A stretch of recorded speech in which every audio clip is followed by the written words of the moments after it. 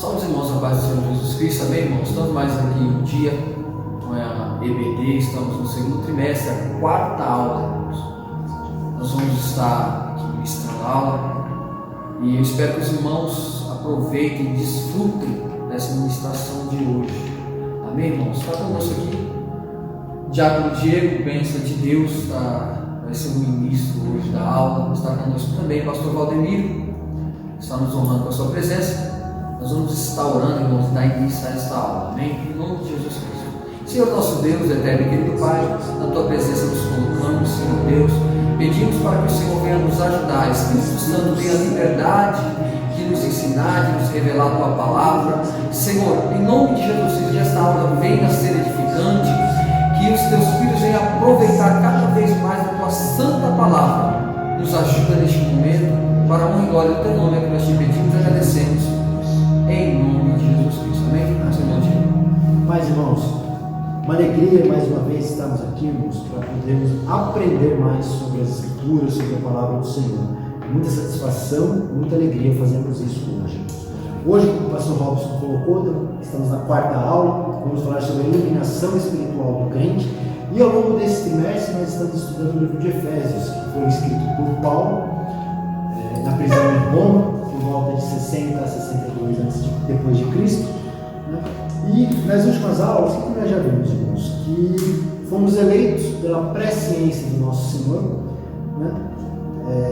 Para a sua glória, e que fomos salvos para sermos santos e irrepreensíveis, né? E sobre esse tema, irmãos, como está no comecinho da carta de Efésios, sobre o nosso modo de viver, ser santo e irrepreensível. Santo significa separado do pecado. Ou seja, irmãos, os hábitos que tínhamos antes, nós não praticamos mais. Se antes eu tinha uma vida ímpia, hoje eu não a tenho mais. Se antes eu mentia, hoje eu não minto mais. Se antes eu roubava, eu não roubo mais. Ou seja, as velhas coisas, elas são deixadas para trás. A vida que eu tinha de pecado, eu não tenho mais. Eu já separo elas, para que elas não façam parte da minha vida. Então eu tenho uma vida separada do pecado, um modo de andar separado do pecado e irrepreensível, ou seja, sem mácula, sem defeito, sem culpa ou mancha. E por que isso? Por que temos que ter uma conduta como crentes santa e irrepreensível? Vamos ver o texto de 2 Pedro 3, versículos 9 ao 14.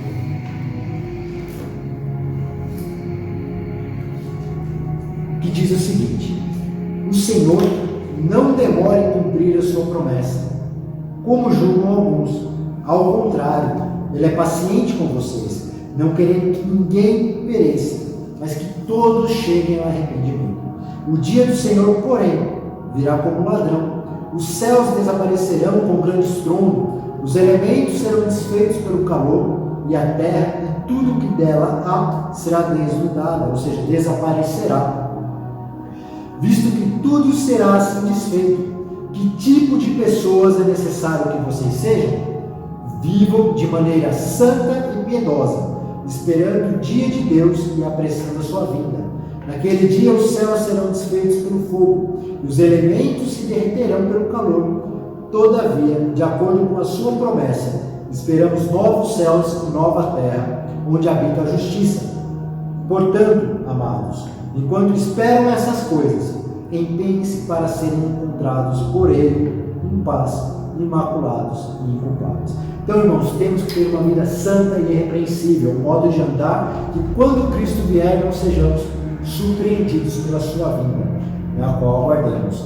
Então, hoje, irmãos, vamos falar da vocação que nós fomos chamados em Cristo Jesus.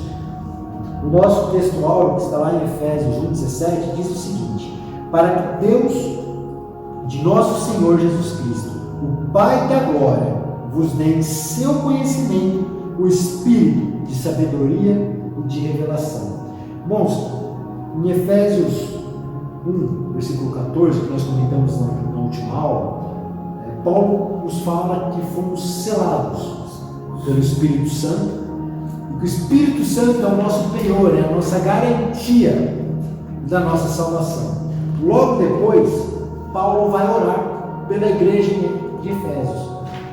Mas ele não vai orar pela igreja, pelos irmãos daquela igreja, para que eles tenham dinheiro, riquezas, poder, status social, para que eles sejam ricos em saúde, para que eles não sofram perseguições. Não é para isso que Paulo está orando. Paulo está orando para que o Senhor conceda à tua igreja seu conhecimento, dando um espírito de sabedoria e de revelação. Ou seja, irmãos, um conhecimento de Deus, um conhecimento de Cristo, prático e espiritual, onde as virtudes e o consolo do Espírito são comunicados à alma, por meio da iluminação do conhecimento. Ou seja, não é pela emoção, irmãos, não é pelas paixões, mas sim pelo entendimento de Cristo e das suas Escrituras reveladas por nós, que devemos conhecer o nosso Senhor Jesus Cristo. É interessante o que Paulo fala a Timóteo, em 2 Timóteo 3, 14 e 17, vamos ler, no qual ele fala a relevância, a importância da palavra na vida do crente. 2 Timóteo capítulo 3, versículos 14 e 17, que diz o seguinte, irmãos: quanto a você, porém, permaneça nas coisas que aprendeu e das quais tem convicção, pois você sabe de quem o aprendeu, porque desde criança você conhece as sagradas letras, que são capazes de torná-lo sábio, para a salvação mediante a fé em Cristo Jesus. Toda a Escritura é inspirada por Deus e útil para o ensino, para a repreensão, para a correção e para a instrução na justiça, para que o homem de Deus seja apto e plenamente preparado para toda a obra. Então, irmãos, somos chamados para termos uma vida santa e irrepreensível. E temos que conhecer as Escrituras. Para quê? Para que sejamos aptos e preparados para a obra do Senhor. Se não conhecemos as Escrituras, não conhecemos ao Senhor devidamente, irmãos, pois o Senhor se revela por meio dela. O Deus de Abraão, de Isaac e de Jacó se revelou nas Escrituras. Esse Deus que fez maravilhas no mundo, que tirou Israel do Egito, da servidão, está escrito nas Escrituras, para que nós possamos conhecer, termos intimidade com Ele, conhecer os seus atributos, conhecermos o Deus a quem servimos. Precisamos conhecer as Escrituras, pois primeiro Deus se revelou por meio da Tua Palavra, de Gênesis ao Apocalipse, irmãos. E esse mesmo Espírito que conduziu esses profetas, apóstolos, a escreverem a Bíblia, a Palavra de Deus, é o mesmo Espírito que habita em nós, quando aceitamos ao nosso Senhor e Salvador Jesus Cristo, irmãos.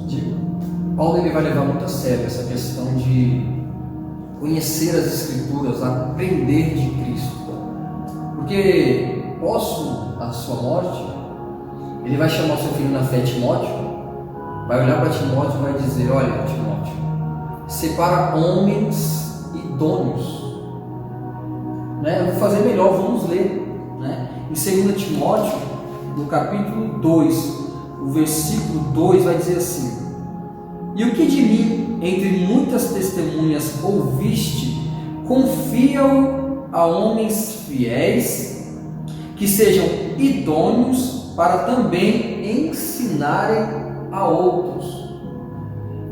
Paulo ele está preocupado com o que vai acontecer após a sua morte, e ele instrui a Timóteo a separar homens que sejam capazes, homens que sejam idôneos, homens que sejam aptos a ensinar a outros, né? Isso é importante nós frisarmos. Por quê?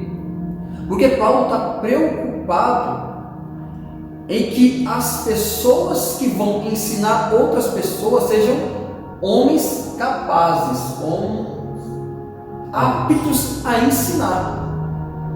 Há uma preocupação de Paulo para que, se todo aquele que ensina, ele primeiro tenha que aprender, né? Paulo ele pode falar isso com muita autoridade. Por quê? Porque Paulo ele vai aprender isso aos pés de Gamaliel. Apesar de Paulo ser um fariseu, ele vai aprender a lei aos pés de Gamaliel.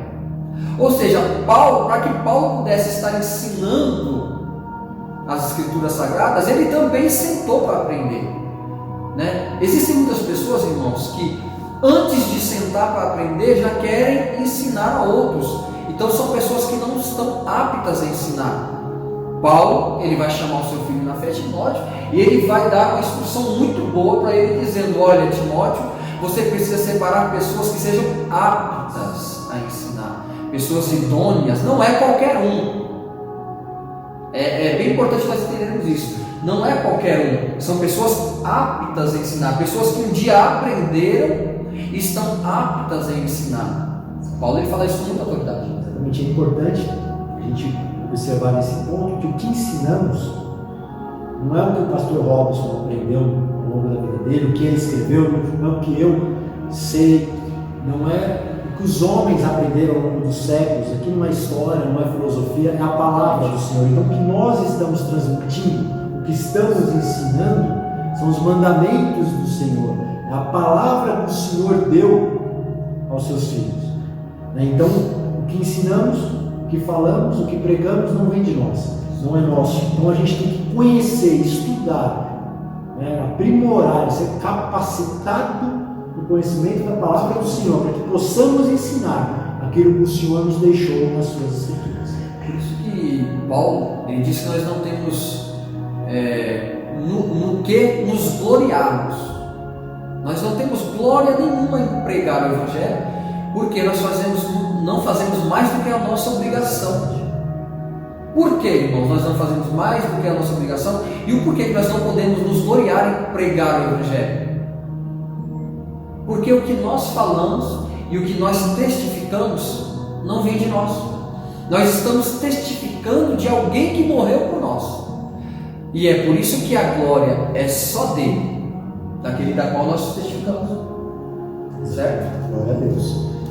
E a verdade prática vai nos dizer o seguinte, que a vocação do crente inclui a herança de preciosas riquezas conferidas aos eleitos pela grandeza do poder de Deus. Então, qual é a vocação que nós temos, irmãos? Conforme já falamos hoje, fomos chamados, que nós falamos na aula passada, para termos uma conduta, uma vida santa e irrepreensível. Então, ou seja, a nossa vocação é sermos santos, é servirmos ao nosso Senhor e ansiar pela participação gloriosa que teremos no mundo vindouro, na volta de Cristo, no reino do Senhor.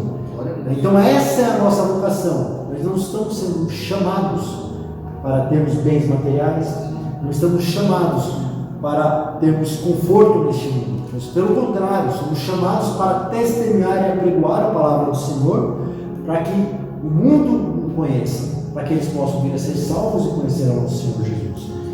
Essa é a nossa vocação, irmãos. A leitura bíblica clássica, que se encontra em Efésios, capítulo 1, versículos 15 a 23, o pastor Robson irá fazer a leitura para a gente. Amém. Versículo 15 diz assim, irmãos: pelo que ouvindo eu também a fé que entre vós há no Senhor Jesus, e o vosso amor para com todos os santos, não cesso de dar graças a Deus por vós, lembrando-me de vós nas minhas orações, para que o Deus de nosso Senhor Jesus Cristo, o Pai da glória, vos dê em seu conhecimento o espírito de sabedoria e de revelação, tendo iluminado os olhos do vosso entendimento, para que saibais qual seja a esperança da sua vocação e quais as riquezas da glória da sua herança nos santos, e qual sobre excelente grandeza do seu poder sobre nós, os que cremos, segundo a operação da força do seu poder, que manifestou em Cristo, ressuscitando dos mortos e pondo à sua direita nos céus, acima de todo principado e poder, e potestade, domínio e todo nome que se nomeia, não só neste século, mas também no vindouro, e sujeitou todas as coisas a seus pés, e sobre todas as coisas o constituiu como cabeça da igreja, que é o seu corpo, a plenitude daquele que cumpre tudo em todos. Amém. O objetivo da nossa aula, irmãos, será destacar a vocação e a riqueza das glórias inclusas na herança divina, salientar a grandiosidade do poder divino que opera em favor de nós, crentes, e expressar o exemplo de exaltação em Cristo.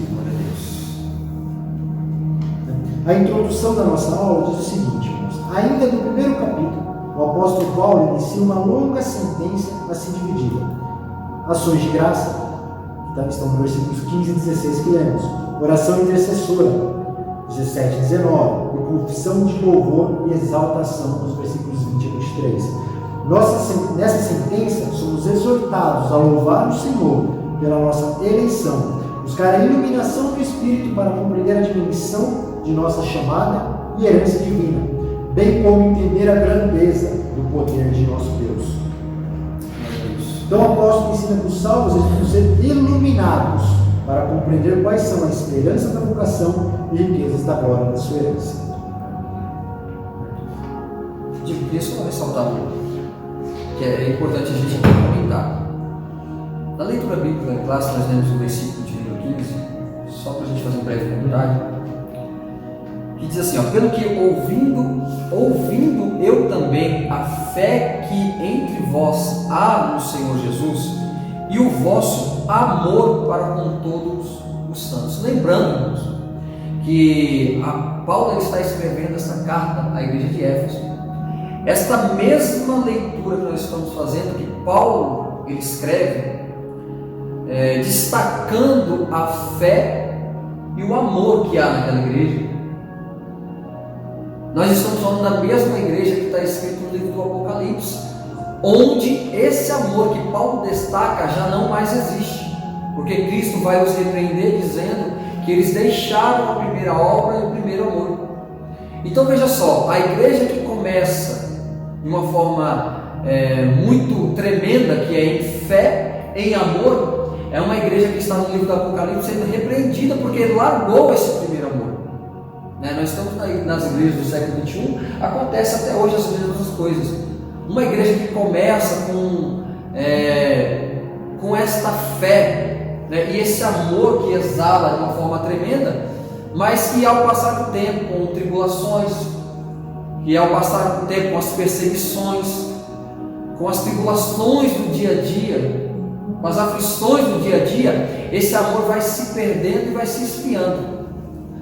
Paulo ele vai ressaltar isso de uma forma muito gloriosa, e ele vai dar graças a Deus por esta igreja, e que em suas orações ele menciona a igreja, porque ele tem orgulho da igreja.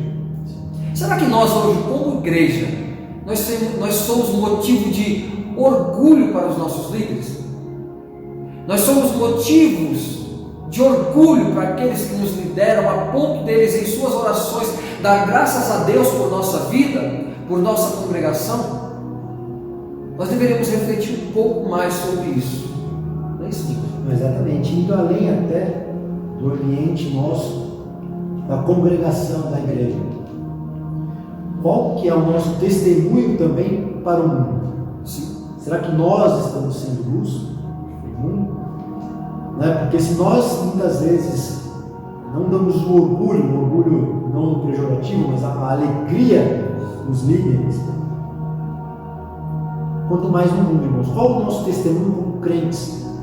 Como o mundo nos olha como cristãos, estamos fazendo a diferença na sociedade, estamos agindo diferente, ou ainda as coisas que almejamos, as coisas que queremos, são as mesmas que o mundo. Será que o nosso objetivo no mundo é ainda conseguir riquezas?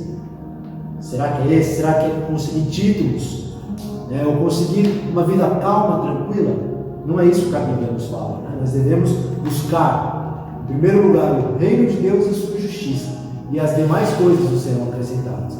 Que ao contrário do mundo, o mundo se preocupa em ter um emprego sólido para que ele possa ter segurança, não uma falsa segurança, porque nós estamos vendo agora e vivendo que a atual situação com o Covid-19 impôs ao mundo, balançou a base da sociedade, que é em cima do consumismo, da riqueza, do status.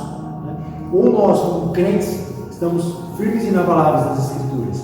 Podemos perder o nosso emprego, podemos perder o nosso lar, podemos perder a nossa casa, mas enquanto estivermos firmes com o nosso Senhor, somos felizes. E com certeza nós não vamos sentir falta daquilo que deixamos de ter, pois o Senhor ele vai prover e vai sustentar a gente. Glória a Deus. Então Paulo, após, voltando no versículo 15, o pastor Robson comentou, o pastor Shed ele faz um comentário relacionado a isso, no qual quem se compromete com Cristo compromete-se com os seus irmãos e o mundo perdido. Ou seja, irmãos, a partir do momento que nós aceitamos ao Senhor, não tem como vivermos uma individualidade, pensando somente em mim, no meu bem-estar, né? Vou deixar de ir a uma determinada igreja, determinada congregação, por causa que eu não gosto da pessoa X, eu estou pensando em mim, né? E a partir do momento que nós nos convertemos, já não sou mais eu, né, irmãos? A gente faz parte do corpo de Cristo, somos membros do corpo de Cristo. Então, como um corpo, temos que agir em conjunto, né? Temos que ser funcional, né? Então, assim, será que estamos, após a nossa conversão, estamos realmente comprometidos com os nossos irmãos em Cristo, com a igreja do nosso Senhor, ou ainda estamos preocupados conosco? E indo além, estamos preocupados com as pessoas que estão morrendo sem o Evangelho? Porque muitas vezes aceitamos a Cristo, vemos na igreja semanalmente, mas não testificamos. Nossa vida não testifica aos outros, e tampouco nós apregoamos o Evangelho a essa outra pessoa, que muitas vezes está aflita, muitas vezes está preocupado, né? E nós estamos indiferentes a ela, preocupados simplesmente em trabalhar, chegar à noite para o culto, chegar em casa eventualmente, tomar um banho e dormir, ou assistir algum programa na televisão. E as vidas estão sendo perdidas. A nossa vocação, irmãos, não é essa. A nossa vocação não é termos o conforto hoje, não que seja errado. Não que não possamos ter, porque precisamos também ter um tempo de descanso. Mas não é esse o nosso objetivo, irmãos. O nosso objetivo é vivermos para a honra e glória do nosso Senhor e Salvador Jesus Cristo. Como diz o apóstolo Paulo, né? Tudo que façais para a honra e glória do Senhor. Então o apóstolo Paulo, ele se alegra, dá graças a Deus pela vida dos eleitos em Cristo e por todas as bênçãos espirituais que foram recebidas, né?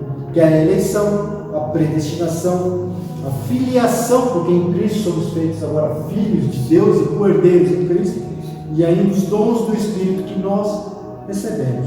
Ele intercede para que seja concedido aos seus leitores o Espírito de sabedoria e de revelação, a revelação das Escrituras a esses crentes. Paulo estava ciente de quão maravilhoso é o Evangelho, mas ao mesmo de quão impossível é alguém perceber a glória dessas boas novas sem ser ensinado por Deus, como está lá em 1 Coríntios 2, 14 e 15. Por isso ele rogava para que os crentes recebessem a capacidade de compreenderem por meio do Espírito Santo a esperança da chamada, as riquezas da herança e a grandeza do poder de Deus. O autor aqui ele foi bem feliz em dizer: Paulo estava ciente de quão maravilhoso é o Evangelho. Sim, de fato, irmãos, a oração de Paulo, a intercessão de Paulo, né, pelos seus liderados, é de que eles vivessem uma vida em Cristo tão intensa quanto ele viveu. Paulo não se acostumou com a ideia de viver uma vida em Cristo, uma vida intensa, uma vida de intimidade, enquanto os seus liderados estavam vivendo uma vida superficial. Paulo ele sentia a vontade, tanto que ele vai orar pedindo para que Deus abra esse entendimento para os seus liderados, para que eles possam experimentar as mesmas maravilhas que Paulo estava experimentando, né? Assim também deve agir os líderes dos dias de hoje. Eles precisam passar essa intimidade, eles precisam se alegrar, precisam orar a Deus para que Deus abra o entendimento dos membros das igrejas, para que eles possam viver uma vida mais íntima em Deus, para que eles possam experimentar uma vida mais sólida, para que Deus abra os olhos das pessoas, para que elas possam viver uma vida mais apalpável, de certa forma, com Deus, uma vida mais intensa, né? Nós não podemos viver como líderes, viver e ver os nossos liderados uma vida superficial e fingir que nada está acontecendo. E quando eles se disputarem, quando eles crescerem, nós como líderes, nós devemos nos alegrar com isso. Nós precisamos almejar o melhor para eles. Nós não podemos estacionar e dizer, tá bom, não tá bom. Os nossos liderados precisam se aprofundar cada vez mais para viver uma vida mais intensa em Jesus, Paulo ele se alegrou e ele pediu em oração, dizendo: Senhor, da mesma forma que eu vivo intensamente com o Senhor, eu quero que eles também vivam. Correto?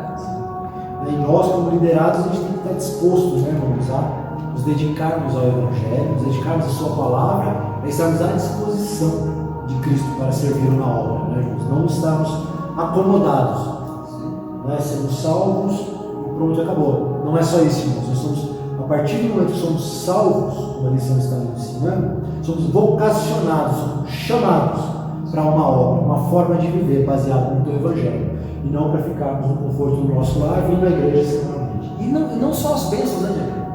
Porque o Evangelho não é só as bênçãos, né?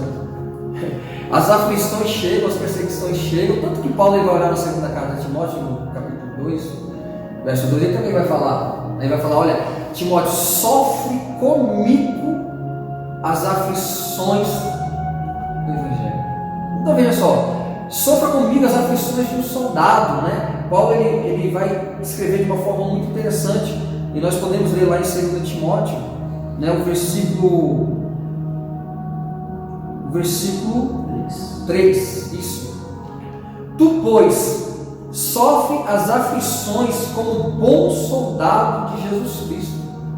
Olha só, irmãos, o que Paulo está querendo dizer. Não são as coisas boas que nós devemos almejar ou viver. Viver intensamente é também você viver os momentos de aflições, mas sempre perseverando na presença de Jesus Cristo. Viver o Evangelho não é só um mar de rosas, mas também acontece que os espinhos também estão lá. Então, assim, viver o Evangelho não é só viver o mar de rosas, mas também viver as aflições de um bom soldado. Então, se nós estamos hoje servindo a Cristo, não é surpresa, não é novidade nós passarmos por perseguições, por aflições. Não, nós devemos passar por esses momentos ruins, nós devemos passar por esses momentos de aflições, mas o que vai valer a pena, o que vai gerar fruto, é passar por todo esse momento difícil, mas passar na presença de Jesus Cristo. Que a nossa alegria esteja nele. Sim, sempre lembrarmos que nós não estamos servindo ao pastor Robson, ao pastor Adamelio, a igreja, né, física. No versículo, continuando a leitura que o pastor Robson iniciou, no versículo, capítulo 2, versículo 4, diz o seguinte: nenhum soldado se deixa envolver pelos negócios da vida civil, já que deseja agradar aquele que o alistou. E quem nos alistou não foi o pastor Robson, quem nos alistou foi Jesus Cristo. Quem nos chamou foi Cristo. Então é a Ele que nós devemos dar a honra, nós devemos dar a glória, dar a nossa vida por amor a Ele, porque Ele deu a dele por nós, na cruz do Calvário. Ele derramou o teu sangue, né, em remissão pelos nossos pecados. E glória a Deus, e esse é o motivo, irmãos. Apesar das intempéries, apesar das dificuldades, das perseguições, apesar de tudo que o mundo nos aflige, pois Jesus já nos antecipou que assim seria. A nossa alegria tem que estar nisso, na salvação que Cristo nos deu, na remissão dos nossos pecados, porque daí estaremos firmes na rocha, inabaláveis, não seremos levados por nenhuma filosofia vã que aí o mundo tanto tem, sempre houve e hoje continua, e muitas almas, infelizmente, estão indo para esses caminhos e se perdendo. Louvado seja Deus, irmãos.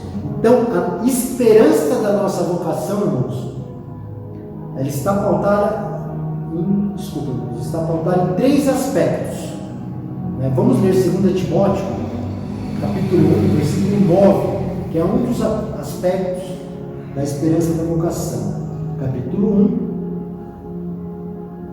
1, versículo 9, que diz o seguinte: que nos salvou e nos chamou com uma santa vocação, não em virtude das nossas obras, mas por causa da sua própria determinação e graça. Essa graça nos foi dada em Cristo Jesus desde o tempo eterno. Então Deus nos chamou e nos salvou para uma santa vocação, ou seja, para algo. Vamos ver Filipenses 3,14. Glória a Deus. Filipenses 3,14 diz: prossigam para o alvo, a fim de ganhar o prêmio do chamado celestial de Deus em Cristo Jesus. Então, como que nós prosseguimos para o alvo? Vamos ver agora Efésios 5, 27. Efésios 5, 27 diz o seguinte, irmãos: para apresentá-la a si mesmo como igreja gloriosa, sem mancha, nem ruga, ou coisa semelhante, mas santa e inculpável. Então, irmãos, nós somos chamados para uma vocação, a qual nós prosseguimos de uma forma santa e irrepreensível, sem mácula, pois Cristo está voltando, e quando Ele voltar, que Ele nos encontre empenhado como um bom servo na sua obra, e que não que nós sejamos envergonhados quando Ele vier, irmãos. Louvado seja Deus, irmãos. Então, irmãos, em sua petição a Deus, Paulo intercede para que o Espírito Santo ilumine os crentes, a fim de saber qual seja a esperança da sua vocação, para que os crentes entendam para que eles estão sendo chamados, para que eles foram salvos. Assim eles seriam capazes, então somente assim, de experimentar e conhecer profundo e espiritualmente os privilégios de serem vocacionados. Podemos dizer que tal esperança divide-se em pelo menos 3 aspectos que nós comentamos aqui.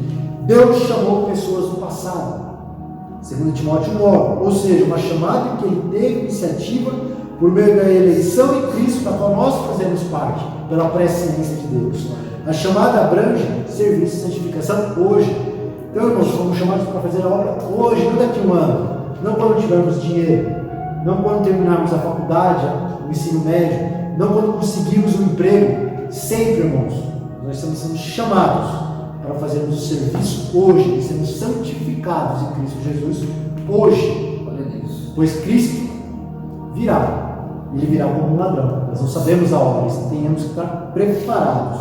Ou seja, irmãos, temos que nos achar irrepreensível, vivendo em comunhão e andar de modo digno. E por fim, a participação gloriosa no futuro, que compreende a vida eterna e a esperança de conhecer a Deus face a face. Essa é a nossa esperança. As riquezas da glória da sua herança. Na oração de Paulo, o apóstolo pede para que os crentes entendessem as riquezas da glória da sua herança. A expressão sua herança enfatiza que Deus deu aos seus eleitos. Já o termo riquezas refere-se a maravilhosas bênçãos que acompanham o plano de salvação, tal como o perdão dos pecados, a adoção dos filhos e as bênçãos que serão desfrutadas por vir. Antes andávamos perdidos, irmãos, no pecado, no peso da culpa. Nada do mundo preenchia o vazio que nós tínhamos, mas Cristo, Ele veio, nos salvou, nos chamou, nós aceitamos como Senhor e Salvador, e esse vazio já não existe mais. Então essas são as riquezas que nós temos na glória de Cristo. Como, por exemplo, quando Ele vier, veremos a Deus, a Cristo, e o adoramos. Sim, no dia aprazado, os fiéis estarão reunidos nas bodas do Cordeiro, conforme Apocalipse 19, 7 a 9. Então os salvos tomarão posse da herança preparada desde a fundação do mundo. Glória a Deus. Vamos ler, irmãos, Mateus 25, 34. É um texto conhecido, irmãos, mas é a riqueza que nós temos, a riqueza que aqueles que servem ao Senhor Jesus, que vivem uma vida santa e irrepreensível, terá na volta dele. Mateus 25, versículo 34. Diz o seguinte: então o rei dirá aos que estiverem à sua direita: venham, benditos de meu Pai, recebam como herança o reino que foi preparado para vocês desde a criação do mundo. Glória a Deus, irmãos. Esse será a herança que nós teremos em Cristo Jesus. A síntese desse primeiro tópico é o seguinte, irmãos: que nós, os santos, devemos louvar a Deus pela eleição e ser iluminados para conhecer a esperança do chamado e as riquezas que fazem parte da nossa herança. Louvado seja Deus, irmãos. O segundo tópico, irmãos, diz sobre a sobreexcelente grandeza e força do poder divino. O poder divino é imensurável, nada pode deter. Irmãos, nós como homens podemos conhecer pessoas fortes fisicamente, sim, pessoas com autoridade, com poder, que fala para ir, a pessoa vai, pessoas com riquezas. Podemos conhecer, irmãos, esse tipo de poder. Mas nenhum desse poder pode transformar uma pessoa. Nenhum desse poder pode mudar a pessoa de forma inteligível, irmãos, que nós não conseguimos nem mensurar, não conseguimos falar. A pessoa antes roubava, Deus transforma. Essa pessoa deixa de roubar e passa a servir a Deus. Aquela pessoa estava deprimida, Deus consegue transformar. Essa obra nós não conseguimos fazer. Por mais poder humano. Sim, como a gente falou na aula passada, gente, que o homem ele não tem o poder de salvar a si próprio. O homem ele não tem o poder de identificar que ele está vivendo uma vida errada, se não for por intermédio do Espírito Santo. O homem não pode perdoar a si próprio. O homem não tem essa capacidade. O homem não tem esse poder de perdoar alguém a ponto de salvação. Só quem pode perdoar é o nosso Deus Todo-Poderoso. Nós estamos falando de um atributo que é inerente de Deus. Só Ele tem. Ninguém mais tem esse poder. Homens têm poder para muita coisa, mas poder de salvação, poder de perdão de pecado, que está incluído na herança dos eleitos, isso o homem não tem. E a cena do perdão é interessante, né? Se nós pensarmos nós como homens, quantas vezes nós ficamos magoados com alguém, perdoamos. Daqui 10 anos, se acontecer uma situação semelhante, a gente vai falar, mas aquela vez você fez isso. Mas o nosso Deus, em Cristo Jesus, todos os pecados foram pagos, foram quitados. Né? Isso não será lançado novamente na nossa face. E glória a Deus. Glória a Deus por isso. Glória a Deus. Então, a sobreexcelente grandeza e força do poder divino, Paulo ressalta pelo menos 3 características que exaltam o poder de Deus. Um deles, vamos lá em Efésios novamente, irmãos, que está na nossa revista, o texto bíblico da aula de hoje, que está lá no versículo 20, que diz o seguinte: que manifestou em Cristo, ressuscitando dos mortos. Então, a primeira evidência do poder divino é a ressurreição de Cristo. Nós não conseguimos ressuscitar nada nem ninguém. Nós mesmos morremos e voltamos à vida terrena. Teremos a vida eterna em Cristo, seremos ressuscitados em Cristo. Mas ninguém tem esse poder. Deus tem esse poder. O segundo aspecto, que pondo à sua direita nos céus, ou seja, em posição de honra. Então Deus ressuscitou a Cristo dos mortos e o colocou numa posição de honra, à sua direita. E no versículo 21, o colocou Cristo como acima de todo principado, poder e potestade, e domínio de todo nome que se nomeia, não só neste século, mas também no vindouro, ou seja, para toda a eternidade. Cristo exerce esse domínio. Essa é uma das demonstrações que Paulo coloca em sua carta aos Efésios, sobre o grande poder do nosso Senhor Salvador. Então o apóstolo orou para que os salvos pudessem entender, sobretudo, sobre a excelente grandeza do poder de Deus. Perceba que a palavra sobre excelente é traduzida do grego upérbal, que na forma adjetiva significa extraordinário. Já a expressão seguinte, megetos, que é grandeza, o objetivo é enaltecer a magnitude do poder de Deus que tudo sobrepuja.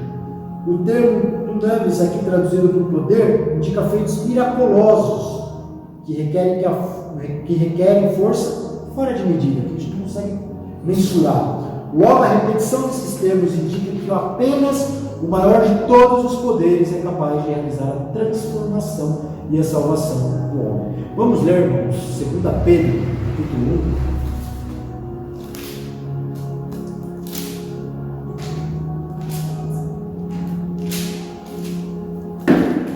Pedro, capítulo 1, versículos 3 e 4. Diz o seguinte: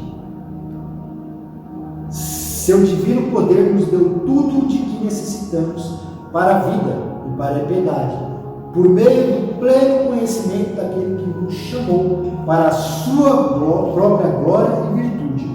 Dessa maneira, ele nos deu as suas grandiosas e preciosas promessas, para que por elas vocês se tornassem participantes da natureza divina e fugissem da corrupção que há no mundo causada pela cobiça.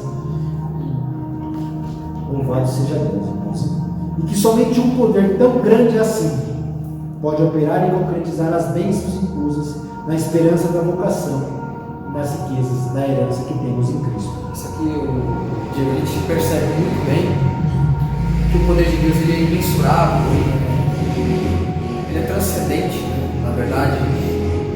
Quando o mais vil pecador, aquele que traz mais dano à sociedade, ele se converte, né, nos traz espanto a ponto de dizer: mas fulano, cicrano, servindo a Cristo, né? Foi como Ananias teve a mesma expressão para com a vida de Saulo, né?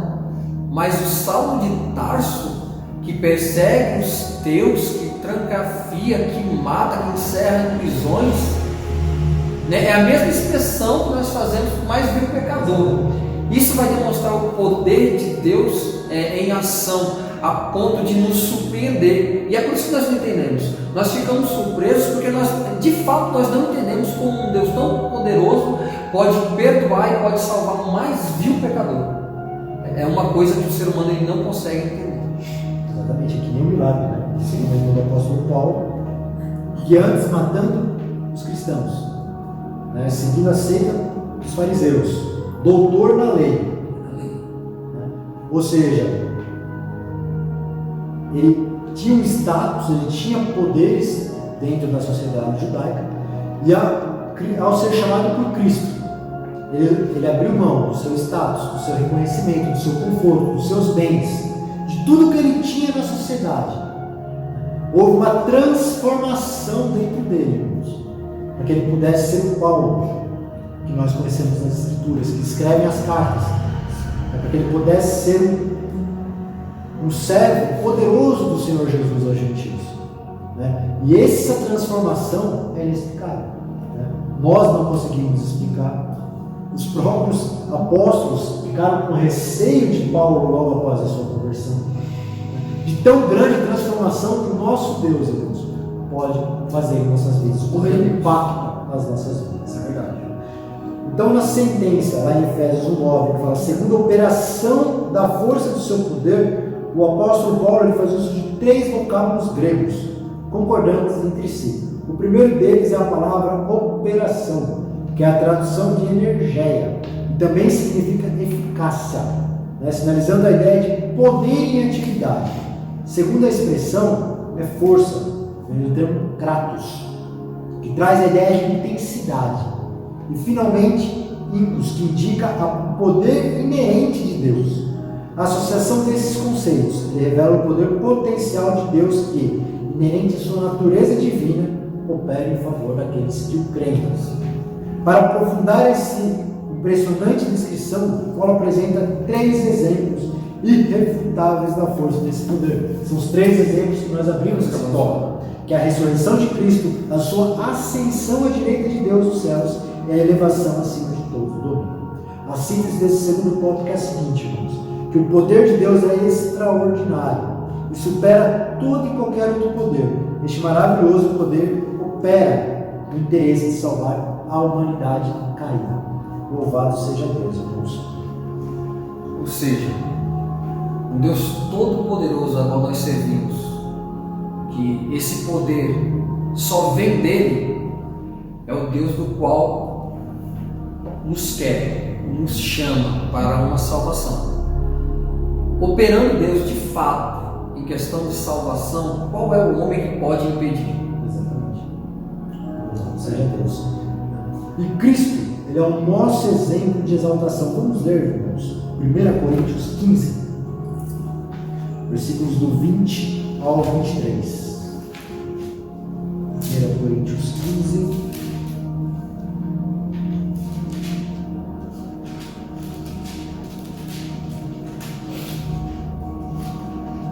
do 20 ao 23. Mas, de fato, Cristo ressuscitou dentre os mortos, sendo ele as primícias entre aqueles que dormiram. Visto que a morte veio por meio de um só homem, também a ressurreição dos mortos veio por meio de um só homem. Pois da mesma forma que em Adão todos morrem, em Cristo todos serão vivificados. Mas cada um por sua vez. Cristo, o primeiro, depois, quando ele vier, os que lhe pertencem. Então, ao ressurgir dos mortos, Cristo foi feito as primícias daqueles que dormem, ou seja, Cristo foi o primeiro a ressuscitar e continuar vivo. E é vivo até hoje, glória a Deus. Graças a Deus. Vamos ler agora o segundo texto, 1 Tessalonicenses 4.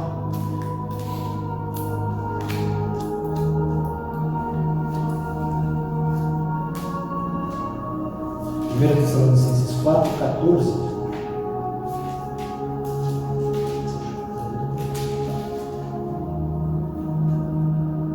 Diz assim, irmãos: porque se cremos que Jesus morreu e ressuscitou, assim também aos que em Jesus dormem, Deus os tornará a trazer com ele. Louvado seja Deus. Então, irmãos, com esse texto, o que quer dizer para a gente? Que a ressurreição de Jesus é a garantia que nós também seremos ressuscitados. Glória a Deus. E por fim, irmãos, vamos ler João 5, 24 a 29.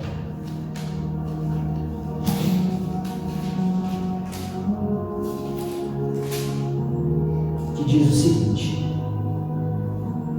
eu asseguro, quem ouve a minha palavra e crê naquele que me enviou tem a vida eterna e não será condenado, mas já passou da morte para a vida. Eu vou ler novamente, irmãos. Eu asseguro, Jesus está falando isso. Eu asseguro, quem ouve a minha palavra e crê naquele que me enviou tem a vida eterna e não será condenado, mas já passou da morte para a vida. Eu afirmo que está chegando a hora, e já chegou, em que os mortos ouvirão a voz do Filho de Deus, e aqueles que ouvirem viverão. Pois da mesma forma como o Pai tem a vida em si mesmo, Ele concedeu ao Filho ter a vida em si mesmo, e lhe deu autoridade para julgar, porque é o Filho do homem. Não fiquem admirados com isso, pois está chegando a hora em que todos os que estiverem nos túmulos ouvirão a sua voz, e sairão. Os que fizerem o bem ressuscitarão para a vida, os que fizerem o mal ressuscitarão para serem julgados. Louvado seja Deus, irmãos. Então, se tivermos uma vida pautada no Evangelho do nosso Senhor Jesus, ressuscitaremos para a vida eterna. Glória a Deus. Então, Cristo são as primícias dos que dormem. Paulo enfatiza que o poder de Deus se manifestou em Cristo, ressuscitando dos mortos. De fato, o Novo Testamento descreve a ressurreição de Cristo como obra do poder do Pai. Ao ressurgir entre os mortos, Cristo foi feito as primícias dos que dormem, como lemos aqui. Assim sendo, a ressurreição de Jesus é a garantia de que seremos ressuscitados. O mesmo poder que ressuscitou a Cristo está também disponível aos salvos. Deste modo, os crentes vencerão a morte e se erguerão gloriosamente em seus sepulcros para reunir com Cristo eternamente. Glória a Deus, irmãos. E Cristo elevado à direita de Deus. Eu queria ler Salmos 110, deixa eu ler, pastor, por favor. 110, 1.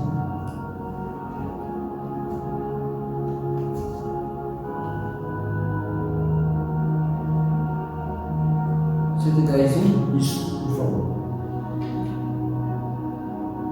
Disse o Senhor ao meu Senhor: assenta-te à minha mão direita, até que ponha os teus inimigos por escabelo dos teus pés. Louvado seja Deus. Então Deus cumpre a promessa messiânica de Jesus, pois após ressuscitar Jesus sobe aos céus e é elevado à direita de Deus, se cumprindo então essa profecia messiânica lá em Salmo 110, 1. Vamos ler ainda, irmãos, Filipenses 2, versículos 5 a 10,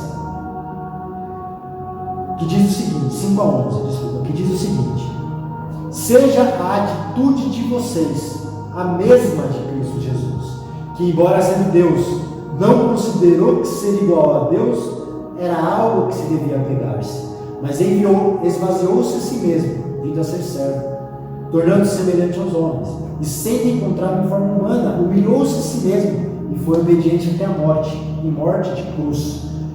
Por isso Deus o exaltou à mais alta posição, e lhe deu o nome que está acima de todo nome, para que o nome de Jesus se dobre todo o joelho nos céus, na terra e debaixo da terra, e toda a língua confesse que Jesus Cristo é o Senhor, para a glória de Deus Pai.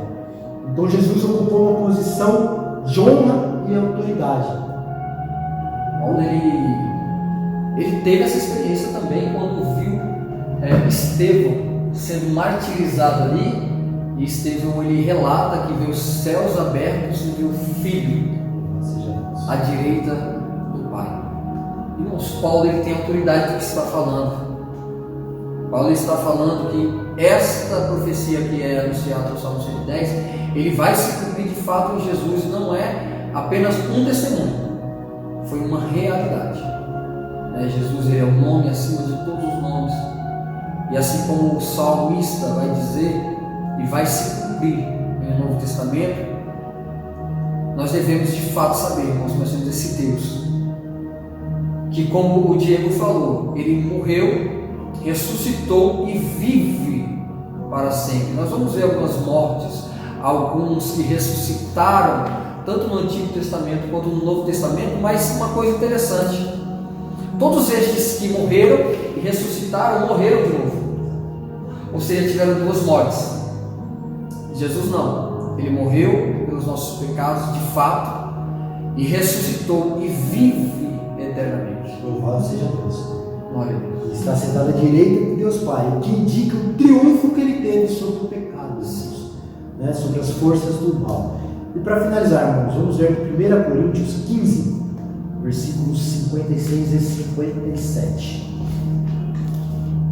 1 Coríntios 15, 56 a 57, que diz o seguinte: o aguilhão da morte é o pecado, e a força do pecado é a lei, mas graças a Deus que nos dá a vitória por meio do nosso Senhor Jesus Cristo.